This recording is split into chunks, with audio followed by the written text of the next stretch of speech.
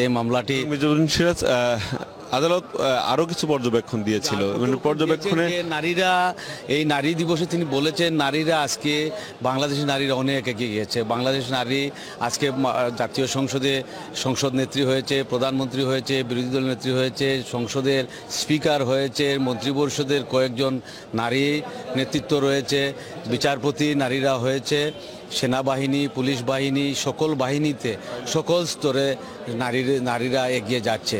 নির্বাচিত প্রতিনিধি হয়ে ডাক্তার, ইঞ্জিনিয়ার সকল ক্ষেত্রে নারীরা অবদান রাখছে।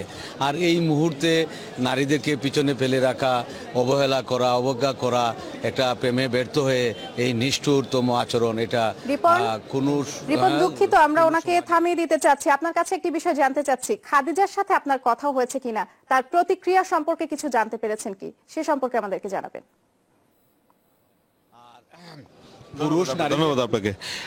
বৃষ্টি, খাদিজা তার বাড়িতে রয়েছে। আপনি জানেন যে আজকে নারী দিবস উপলক্ষে একটি অনুষ্ঠানে ঢাকায় যাওয়ার কথা ছিল, কিন্তু তার শারীরিক অবস্থা একটু খারাপ বলে সে ঢাকায় যেতে পারেনি। তাই আর আজকে রায় হয়েছে এবং তার আত্মীয় স্বজনদের সাথে আমরা কথা বলার চেষ্টা করেছিলাম যে এই রায় হওয়ার পর খাদিজা আসলে অনেকটাই উচ্ছ্বাসিত মনে হয়েছে তাদের কাছে। সেই সাথে কিন্তু সে হাউমাউ করে কেঁদে উঠেছে, কারণ তার সেই দিনের ঘটনাটি মনে পড়েছিল বলে তার আত্মীয়রা আমাদেরকে জানিয়েছেন। তবে সে এখন পর্যন্ত গণমাধ্যমের সাথে কথা বলতে রাজি হননি।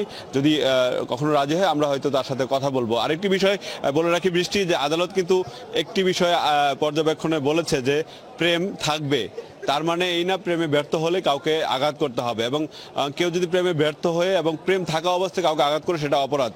আদালত বলতে চেয়েছেন যে স্ত্রী নির্যাতনের কারণে যদি স্বামীর সাজা হতে পারে, কেন প্রেমে ব্যর্থ হয়ে এবং প্রেমিক হয়েও যদি কাউকে আঘাত করে তার সাজা হবে না কেন, এবং সেই আঘাতের সাজা আদালত সেটা বিবেচনা করেছেন। কিন্তু কারোর সাথে এই সম্পর্ক আছে কিনা সেটা আদালতের বিবেচ্য বিষয় না বলে আদালত জানিয়েছেন। বৃষ্টি, রিপন, ধন্যবাদ আপনাকে, এবং আমরা আশা করব শুধু নারী দিবস বলে নয়, আদালত তার রায়ের জায়গায় সবসময় অনড় থাকবে। ধন্যবাদ আপনাকে আমাদের সাথে যোগ দেওয়ার জন্য।